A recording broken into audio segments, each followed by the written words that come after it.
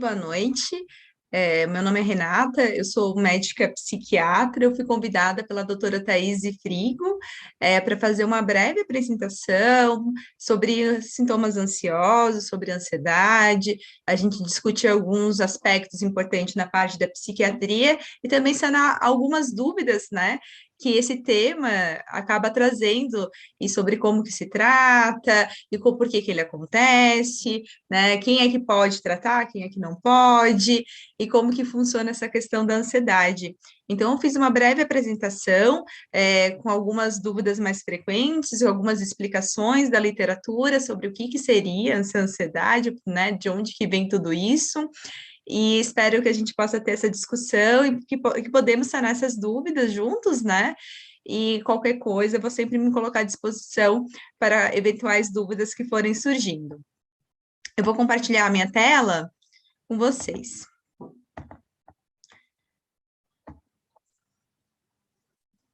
Deixa eu ver aqui.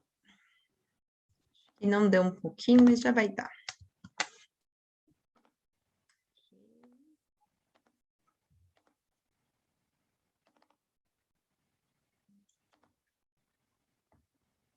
Acho que agora sim. Então, vamos lá falar um pouquinho sobre ansiedade. Então, a gente tem uma diferenciação bem importante, que é a ansiedade e diferenciar do medo, porque a ansiedade ela é um sinal de alerta, né? Que geralmente vai indicar um perigo iminente, né? E a gente acaba tendo essa capacidade de lidar com essa ameaça. E o medo, ele também é um alerta, ele é um alerta semelhante, mas a gente sabe, mas ele tem que ser diferenciado da ansiedade. Então, ele vai ser uma resposta, né, conhecida, né, uma ameaça conhecida, externa, definida ou não conflituosa. Então, geralmente, a gente pode ter medo, assim, se a gente encontrar um leão na rua, a gente vai ter medo, porque a gente sabe o perigo que aquilo ali está nos colocando, assim, né, um perigo de morte, inclusive, né? E já a ansiedade, ela é uma resposta a uma ameaça desconhecida, interna, vaga ou conflituosa, que às vezes não é o leão, né, é uma coisa mais concreta, e que a gente também tem essa sensação de medo quando a gente está perante algo que nos estimule ou desencadeia essa ansiedade. A gente tem a ansiedade normal, que a maioria das pessoas já experimentaram em algum momento da vida, é uma ansiedade que às vezes a gente, né, vai enfrentar algo que a gente está se preparando ou que a gente desconhece, então às vezes prestar um vestibular, uma prova, um concurso, ou a gente ir numa entrevista de emprego, apresentar um trabalho. Então todo mundo já teve alguma experiência semelhante e acabou desencadeando esses sintomas, né, ansiosos e que é tão comum, né? Então é isso, né? A ansiedade normal ela vai ser caracterizada, né, com essa sensação difusa, desagradável, né? E muitas vezes ela vai acompanhar de alguns sintomas autonômicos. O que seriam esses sintomas autonômicos? Então, às vezes a gente fica com o coração acelerado, a gente fica com suor, né, tanto nas mãos ou em outras regiões do corpo, a gente pode ficar com algumas palpitações, às vezes dá uma dor no peito, às vezes a gente fica inquieto, a gente não consegue ficar parado no mesmo lugar, às vezes tem aquelas borboletas estomacais, assim, no estômago, aquele friozinho na barriga, pode dar dor de cabeça, a gente pode ter formigamento, que são as parestesias, tremor, a pupila dilatada, e muitos outros sintomas, né, que podem nos apresentar quando a gente está em frente a essas situações desconhecidas. E a gente, às vezes, isso é dito como normal. A gente pode ter essas sensações, né? A parte tem um momento que ela vai ser patológica, que a gente vai falar um pouquinho mais para frente, é quando esses sintomas eles acabam dominando na maior parte do nosso dia, a gente não consegue controlá-los, né? Então, como que a gente lida com a ansiedade, né? O que a gente pode fazer para a gente não ter tanta ansiedade, ou a gente poder controlar um pouco mais a ansiedade? Então, a gente tem alguns tratamentos alternativos que funcionam super bem, né? Então, eu trouxe alguns que a gente tem, assim, disponíveis, pelo menos no Brasil e em outras regiões do mundo também. Mas a gente tem, por exemplo, a auriculoterapia, a homeopatia, a meditação, o yoga, tem algumas técnicas respiratórias quando a gente fica muito ansioso para a gente acabar, né, se concentrando naquilo, entender que é uma coisa nossa, que não vai acontecer algo de ruim, que a gente pode se acolher naquele momento, e daí com isso a gente consegue sair daquela crise de ansiedade. Então tem aromaterapia, atividade física é muito bem conceituada na literatura, então tem vários artigos importantes que comprovam a eficácia de fazer atividade física, melhora e faz um controle efetivo dos sintomas ansiosos. Então a gente tem que praticar atividade física. Na pandemia a gente ficou com muita dificuldade por conta que a gente ficou muito preso, né?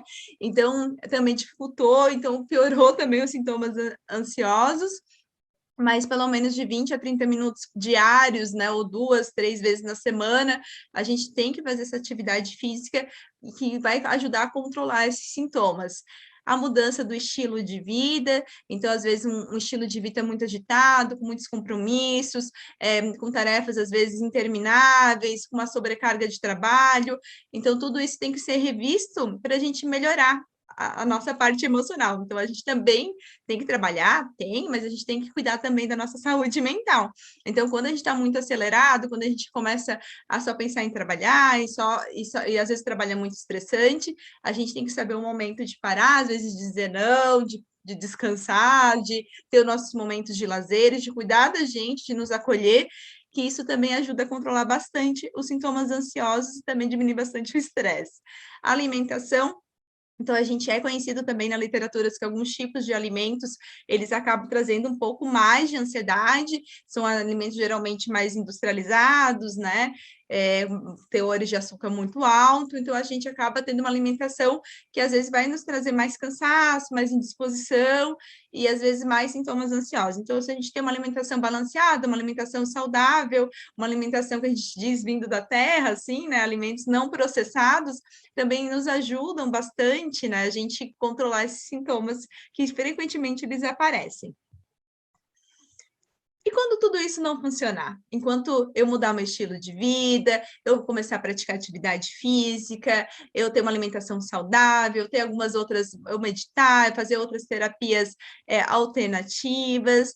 E quando não funciona tudo isso, eu ainda continuo tendo ansiedade, essa ansiedade ela vai se tornando diária, às vezes frequente, vai durando por maior tempo do meu dia, quando vejo estou o dia inteiro ansioso, não consigo mais dormir direito, porque o meu pensamento sempre está acelerado, sempre estou muito preocupado com o que vai acontecer no futuro.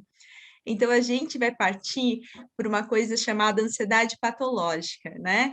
Então, a ansiedade patológica, ela é essas preocupações excessivas, né? Por vários eventos e fatores ou atividades, e ela tem essa duração da maior parte dos nossos dias, ela está presente, e ela vai durar num período de pelo menos 6 meses, né? E a preocupação vai ser super difícil de fazer, de se controlar, e ela vai estar associada aos sintomas somáticos, né, como a tensão muscular, irritabilidade, dificuldade para dormir, uma inquietação, uma angústia. Então, os sintomas também de dor no peito, de coração acelerado, também vão persistir nessa situação. E ela é de muito difícil controle mesmo, às vezes com essas questões de tratamento, de terapias alternativas, e ela é muito perturbadora e vai comprometer ela compromete várias áreas da nossa vida, né? E que a gente acaba começando a ter algumas limitações para conseguir resolver o que a gente conseguia resolver antes com mais facilidade. E a gente começa a fazer também a questão de evitar os lugares que nos causam ansiedade, evitar as situações que nos causam essa ansiedade, e a gente acaba ficando mais enclausurado e a gente não consegue mais fazer as coisas que a gente conseguia fazer antes. Então, essa é a ansiedade patológica que muitas das vezes a gente vai precisar de uma ajuda especializada, e aí é onde geralmente, né, os psicólogos entram, o psiquiatra vai entrar e outros terapeutas que são muito importantes também. Os transtornos ansiosos, eles fazem parte de um grupo, né? Então, a gente não é só a ansiedade generalizada, que é a mais famosa, mas a gente tem outros tipos, né? Então, como as fobias em geral, o ataque de pânico, a agorafobia, e nem entre outros que a gente tem que pode apresentar durante a questão da ansiedade, que envolve essa angústia, essa preocupação excessiva, né? E mais mas a maioria, praticamente, todos eles vão ter o mesmo prognóstico, às vezes a gente acaba tendo o mesmo tipo de abordagem terapêutica, às vezes tem que utilizar as mesmas medicações, a mesma classe medicamentosa, mas às vezes tem algumas coisinhas que vão mudando dependendo do grau também, né, da gravidade. E uma coisa que a Thaís pediu para eu tentar apresentar, que muita gente fica em dúvida, se eu tenho ansiedade, eu tenho toque. O toque, durante muito tempo, ele fazia parte dos transtornos ansiosos, hoje ele ganhou uma parte somente dele, porque ele é uma doença, né?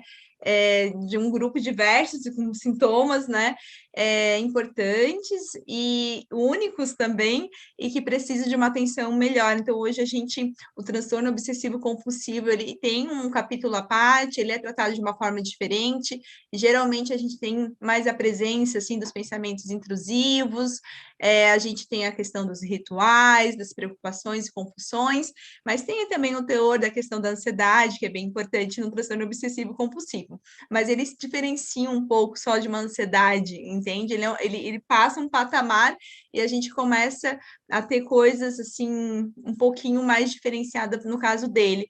Então, às vezes, se você acha que você possa ter um toque, daí você possa ter um toque, porque você leu que às vezes algumas coisas se encaixam, mas como eu vou saber se eu tenho realmente o toque, ou se eu tenho só uma ansiedade, ou se eu tenho uma fobia, se eu tenho só, né, tenho um pânico, se eu tenho um TEPT? Então, a gente tem que, geralmente, né, consultar com o especialista, ou psicólogo, ou com o psiquiatra, para a gente conseguir fazer esse diagnóstico diferencial e ver onde que a gente está se enquadrando, né, onde nossos sintomas se enquadram melhor e onde a gente poderia ter o melhor tratamento também. Então, eu trouxe um exemplo que a Thaís me pediu de como que a gente formula mais ou menos o diagnóstico. Geralmente, a gente usa o DSM-5. Eu trouxe o exemplo da ansiedade generalizada, que é o, né, que é o transtorno mais comum que apresenta, assim, né, no consultório, e é o que as pessoas geralmente mais trazem. Então, a ansiedade generalizada, para fazer o diagnóstico, a gente tem esses critérios do DSM-5, né, do A até o F. E, geralmente, a gente vai ter no A, a gente tem um critério mais da ansiedade, a preocupação excessiva. No B, o indivíduo ele considera difícil controlar, né, essa ansiedade, esse pensamento. E aqui no critério C, geralmente tem que ter pelo menos, né, 3 critérios, né, essa inquietação, dificuldade de concentrar, irritabilidade, tensão muscular. E a gente, no critério D, a gente tem ansiedade, mas preocupação, sintomas físicos causam sofrimento, né, clinicamente significativo na vida e prejuízo na vida do indivíduo, né? O critério E, essa perturbação não pode ser explicada por outros efeitos fisiológicos, né, por uso de alguma substância, seja por uma droga psicoativa, seja por uma classe de medicamento que está fazendo uso, e nem por uma outra condição médica, como, por exemplo, o hipertiroidismo, que causa sintomas semelhantes. E a perturbação ela não vai ser bem explicada por qualquer outro transtorno da psiquiatria.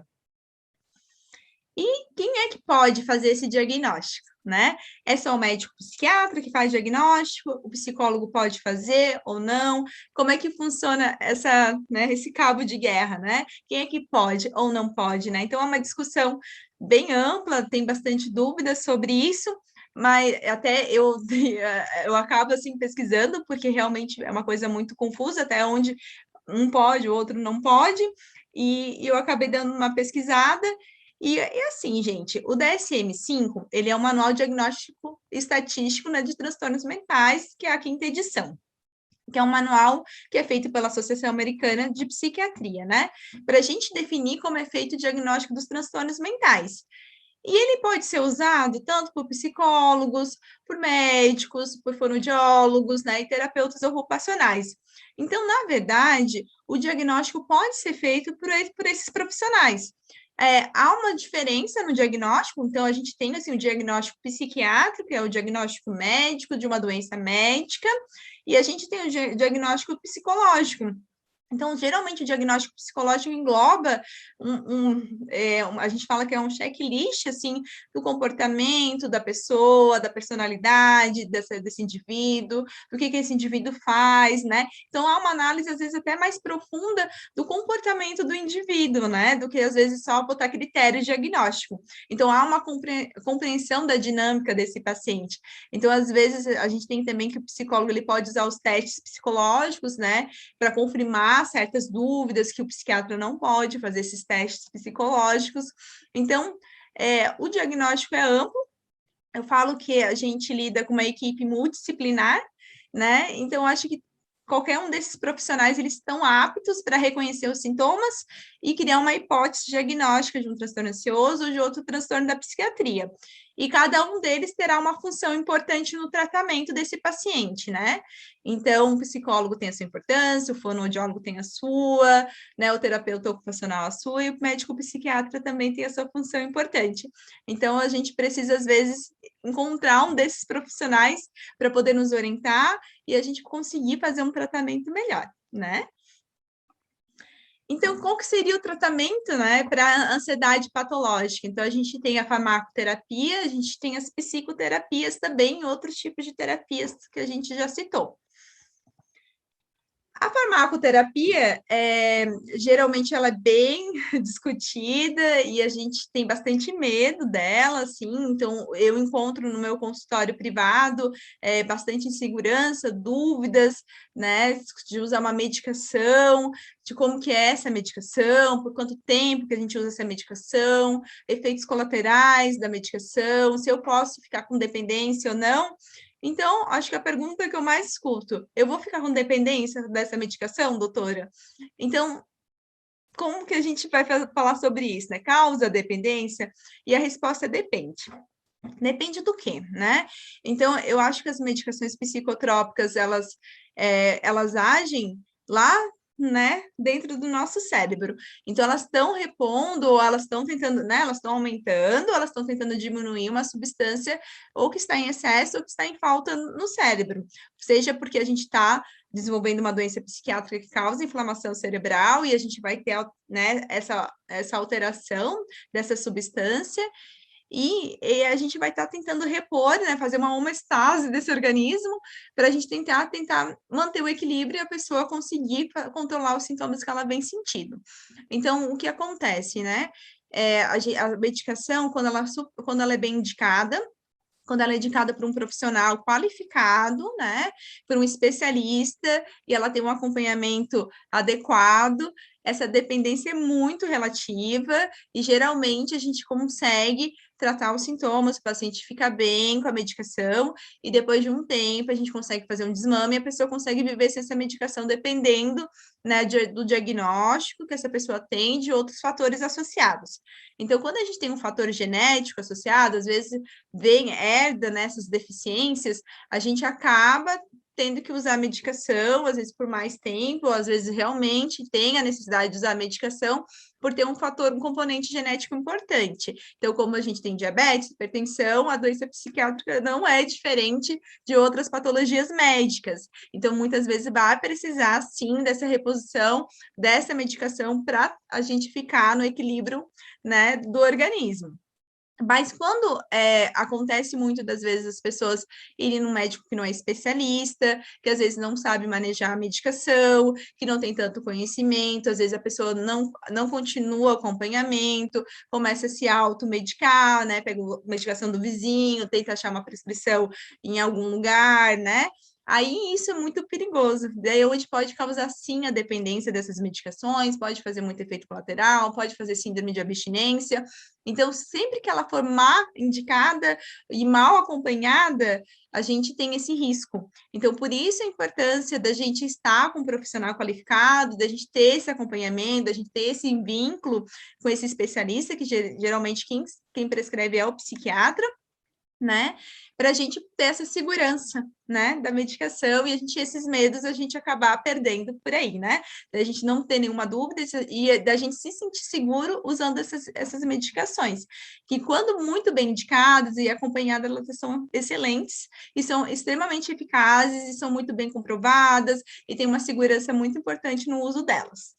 Então, qual o profissional mais indicado para prescrever a medicação? É o médico psiquiatra, né? A gente não, psicólogo não pode prescrever, nenhum outro tipo de terapeuta. Os médicos clínicos gerais ou outras especialidades podem prescrever, doutora, sim, porque são médicos, né? Eles são prescritores, mas eu acho que eles não são profissionais que têm esse estudo mais aprofundado da parte da psiquiatria, então eles têm uma dificuldade maior de manejar, têm uma dificuldade maior de lidar com a prescrição psiquiátrica, então acho que nesse contexto, para você ter uma maior segurança, um tratamento mais efetivo, sem dúvidas, né, o psiquiatra é o profissional especialista mais indicado. E se quando é indicada a medicação ela é para sempre, então depende. Por quê? Porque depende se a gente tem um fator genético associado ou não. Então, quando a gente tem um fator genético muito forte associado, geralmente a medicação vai ser por longo tempo, né? Porque a pessoa vai precisar, porque tem essa falta já genética. Mas quando o fator é mais por questões ambientais, mais por fatores expressores, mais por alguns gatilhos, a gente consegue, às vezes, organizar, né, esse meio ambiente que essa pessoa está vivendo, esse caos que às vezes ela está vivendo, e nessa organização a pessoa acaba melhorando bastante, né? E às vezes a medicação entra, né, para dar esse auxílio inicial. A gente fala quando a gente vai entrar com a medicação, com o tratamento mínimo de 6 meses a 1 ano, pelo menos, no mínimo. E depois que a gente fica um tempo estável, sem recaída, a gente pode realizar o desmame com muito cuidado, para não ter nenhum tipo de efeito colateral, nenhuma síndrome de abstinência, e a gente vê que as pessoas conseguem, muitas vezes, ficar sem a medicação. Então, tudo isso depende de como é o organismo das pessoas, se tem fator genético, como é o fator ambiental, se ela está fazendo psicoterapia associada ou não. Então, tudo vai depender. Por isso que a avaliação do médico psiquiatra é muito importante, né? Para a gente saber se a gente necessita da medicação e por quanto tempo a gente vai ficar e o quanto ela vai melhorar a nossa qualidade de vida ou não.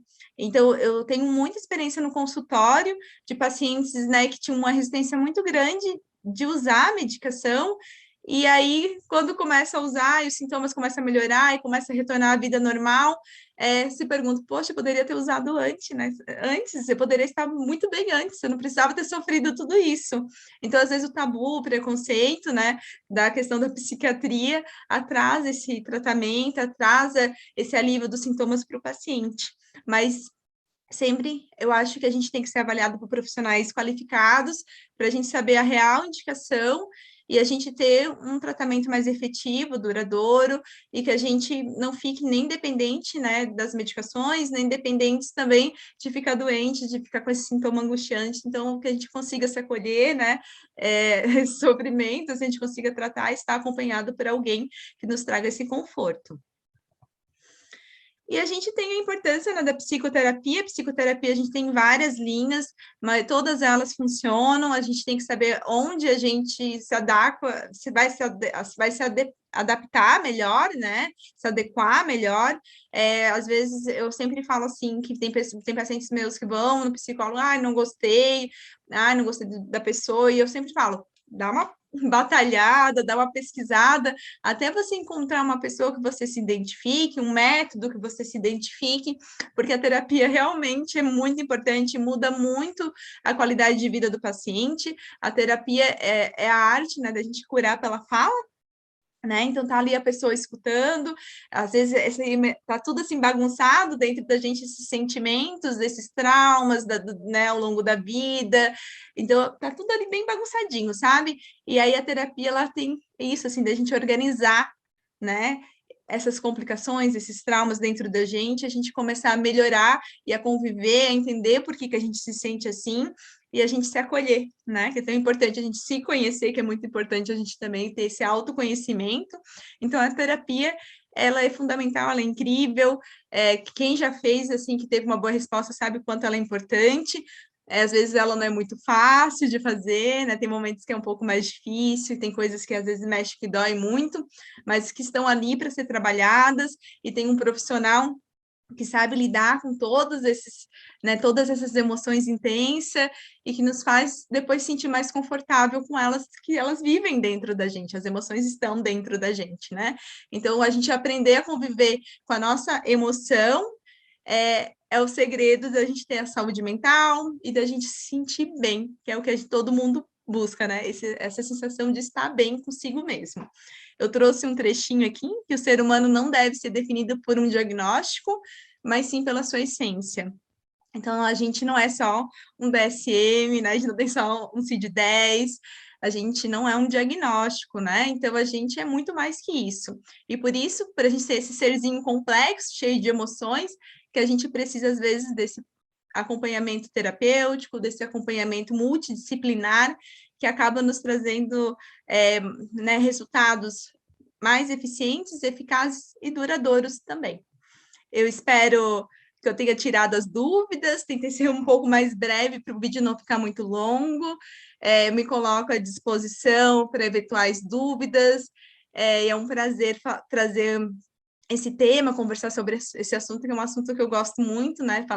Eu sempre gosto muito de falar sobre psiquiatria, né? É uma paixão que eu tenho pela saúde mental, e eu acho que a gente faz parte, né? Os profissionais da saúde mental, a gente faz parte desse grupo de tentar, né, diminuir o preconceito em relação à saúde mental, que ela é importante, e que a gente tendo esse acompanhamento, esse apoio, a gente consegue sim ficar bem. Principalmente que agora é o Setembro Amarelo, então, sempre que a gente não se sentir bem, a gente tem que achar alguém que nos acolha e que possa nos ajudar nesses momentos de dificuldades. Então, é por isso que a gente, profissional da saúde mental, está sempre disponível para escutar, para acolher e também para ajudar a gente sair desse mal-estar, desses sentimentos, dessas emoções que às vezes acabam ficando muito complicados. Queria muito agradecer o convite da Thaís Frigo, a psicóloga, e fico aqui à disposição para eventuais dúvidas.